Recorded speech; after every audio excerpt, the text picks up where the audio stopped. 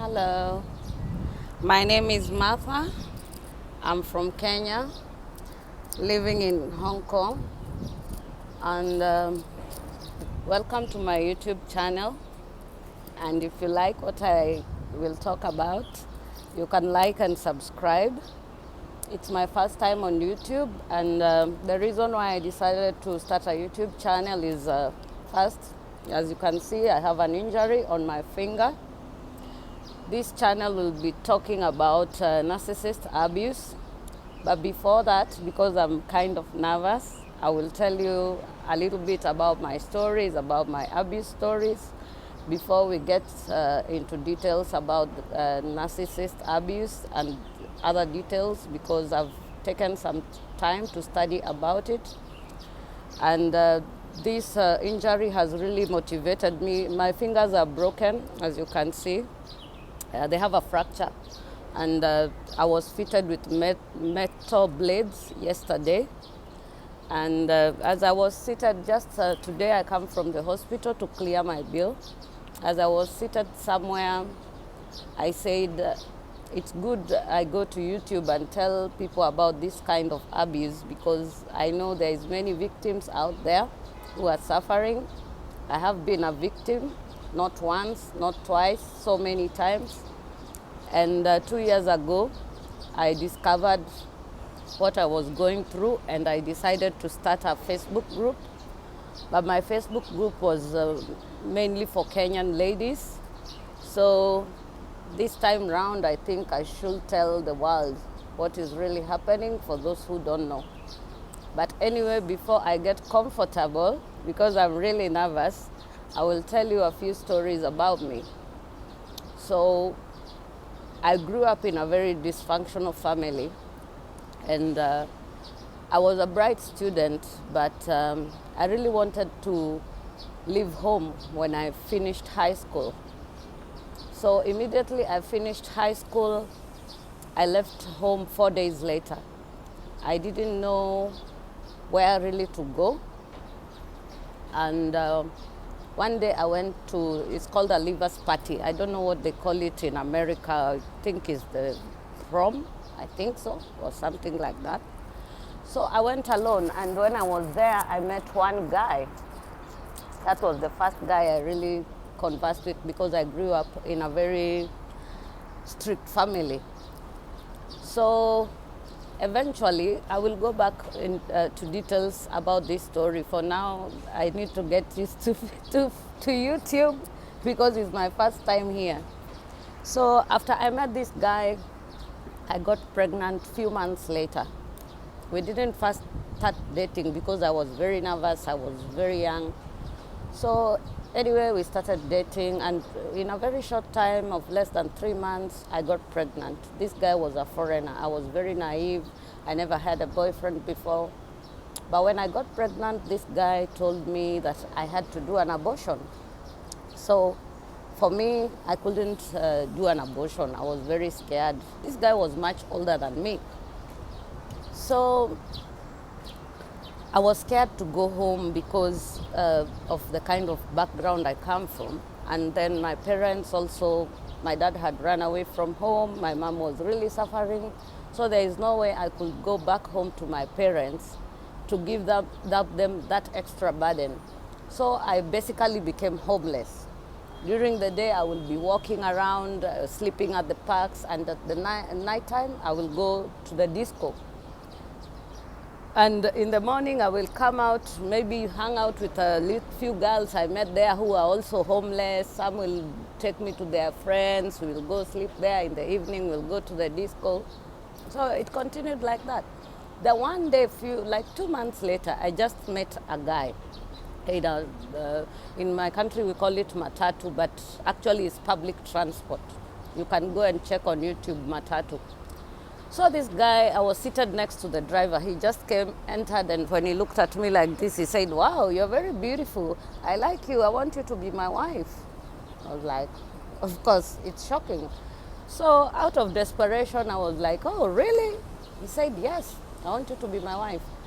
I was like, "But I'm pregnant." He said, "That's not a big deal. Pregnancy only? I said yes, and I don't want to have an abortion. Will you accept me with my pregnancy? He said yes, no problem. So eventually we went to this guy's mom. He was not staying very far from his house. We went direct to his mom. This thing happened in a span of less than 1 hour. We went to his mom's place and he introduced me to his mom. He said, oh, mom, I found a wife. This is the woman I want to marry. His mom was like, it's okay if you have decided. I didn't know this guy. At this point, I just knew his first name, the one he gave me. I didn't even know if it was true. So later, he took me to his place. I didn't have any clothes. I had not showered for days. He gave me some clothes, his clothes actually, which were very big. And then he said, feel at home, feel comfortable. From today, you're my wife. And we started living together like husband and wife. I was pregnant. So I used to go to work. He will come in the evening with food. Sometimes he will buy me some clothes because I didn't even have any clothes. So one day when I was still pregnant, few months or few weeks later, it was like few weeks later, maybe about 5 weeks later, I was sleeping. It's a long time ago, about 17, almost 18 years ago, because now that my son is almost 18 in November. Yeah, October, my son will be 18. So one day I was sleeping during the day because that pregnancy was really a difficult one. So it was making me feel so lazy. So I was just sleeping. He came, entered the house, he found me sleeping, and he covered me with a blanket from top to bottom, like he was trying to suffocate me. And I remember just waking up confused because after covering me with the blanket from top to bottom, he lied on top of me. So I was really struggling. What's going on? I was confused. So after a bit of a struggle, he stopped and uncovered me. So I was like, why are you doing that? He said, oh, I was joking. Anyway, I let it go. Few weeks later, he came. So we were just in the house playing. So he twisted my hand like this. So he twisted my hand. And I was like, wow, you're hurting me. So he just started laughing. He was laughing. Then a few minutes later, I was feeling like now my hand will break or it will crack or whatever. He released me. Then he stopped. He started laughing. So I was like, why are you doing that? I was crying. Why are you doing that? He said, no, it's a joke. Don't you know jokes? So anyway, I let it pass. Then a few weeks later, after that, we were just in the house. He started pinching my thighs.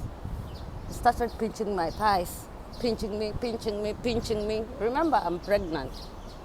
So he pinched me until blood clot on my thighs. I was like, why are you doing this? And I started crying. The more I cried, the more he pinched me. So I got really confused. I told his mother. So his mother started telling me, oh, this is not good. Let me talk to him, blah, blah, blah. So the mother will always ask him, why are you treating somebody's daughter like this? So it started like a joke, and eventually now as the pregnancy grew, he started to tell me at night he will come with women in the house. He will tell me to sleep on the floor.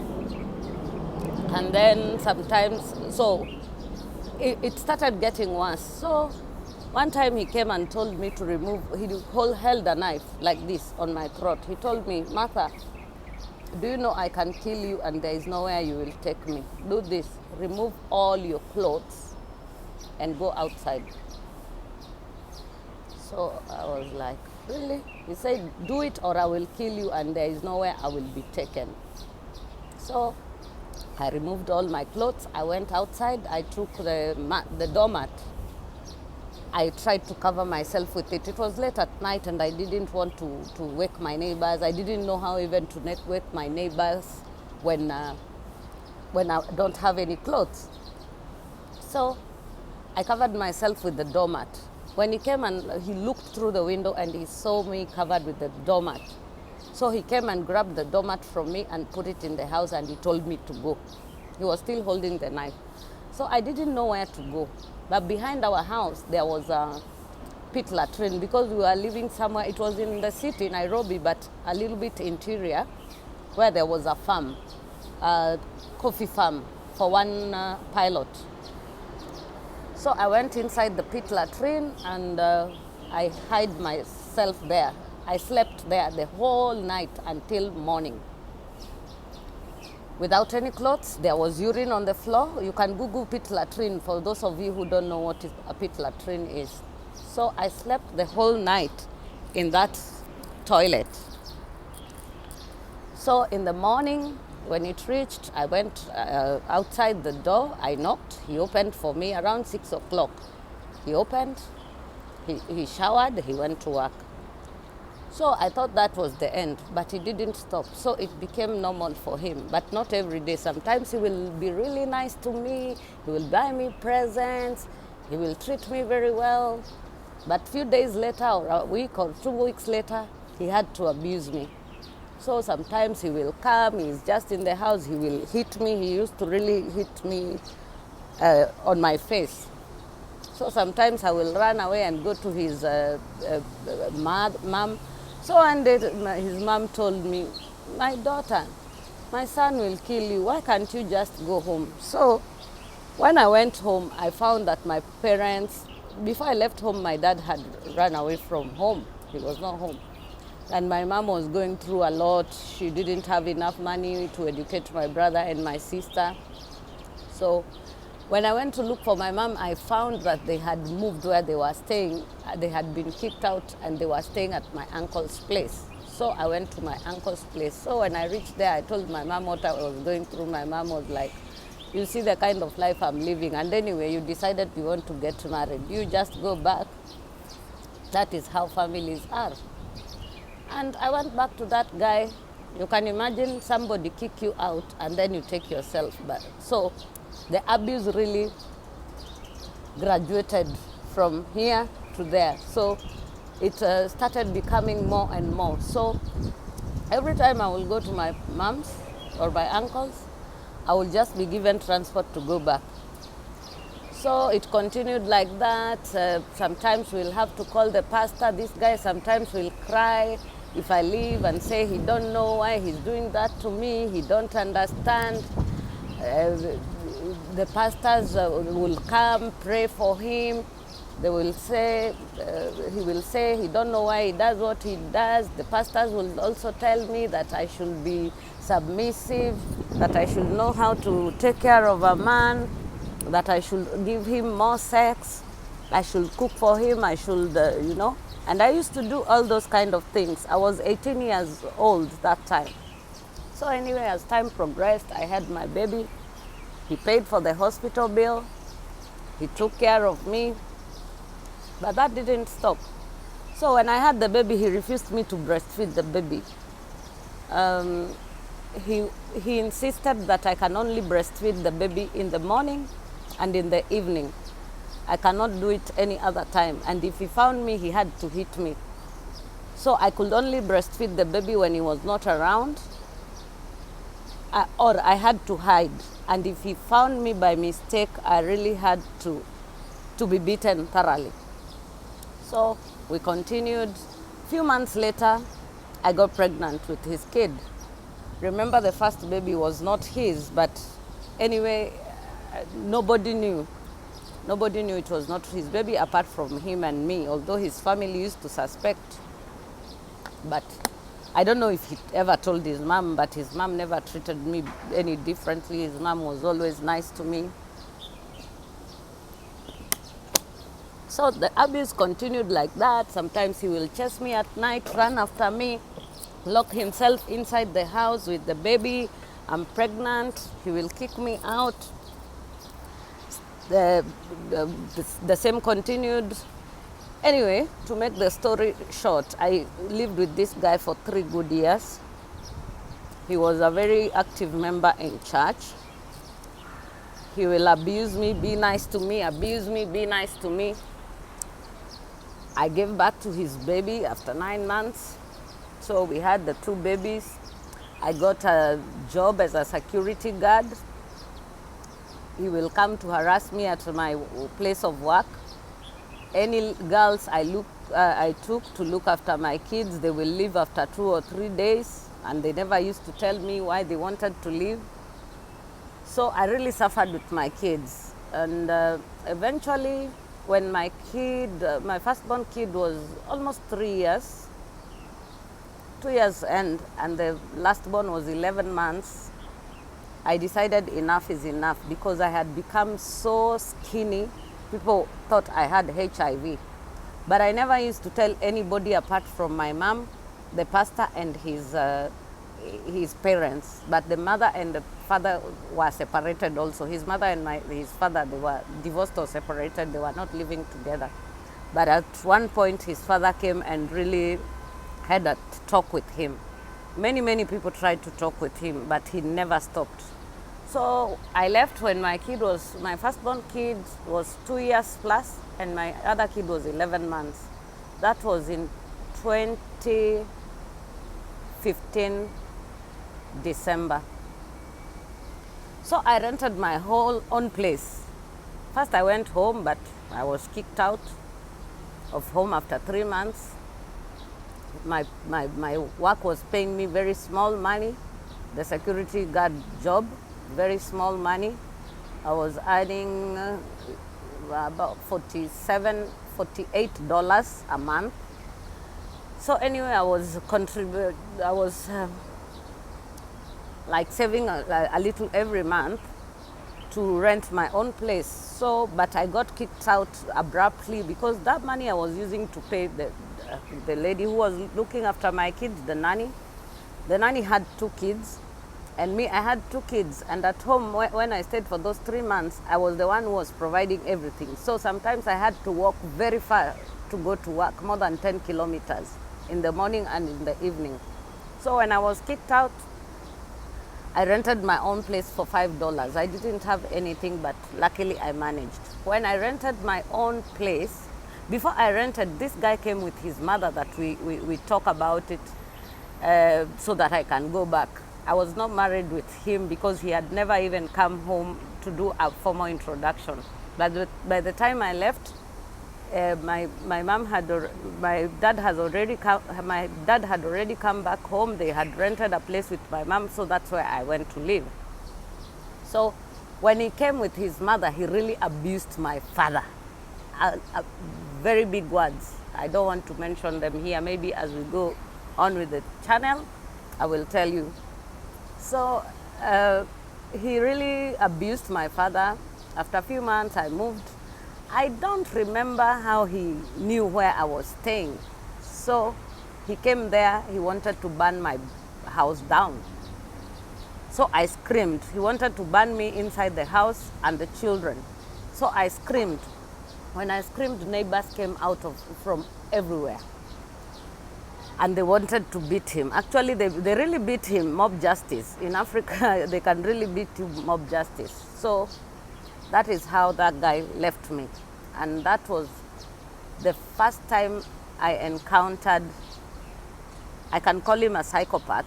I don't believe this one was even a narcissist. That was the first time I encountered some type of physical and emotional abuse in my life. So anyway, eventually I left this guy and I started my own life. But after that, I've been in several relationships, and I just found out 2 years ago, all this time I had been dealing with narcissists. I had no clue.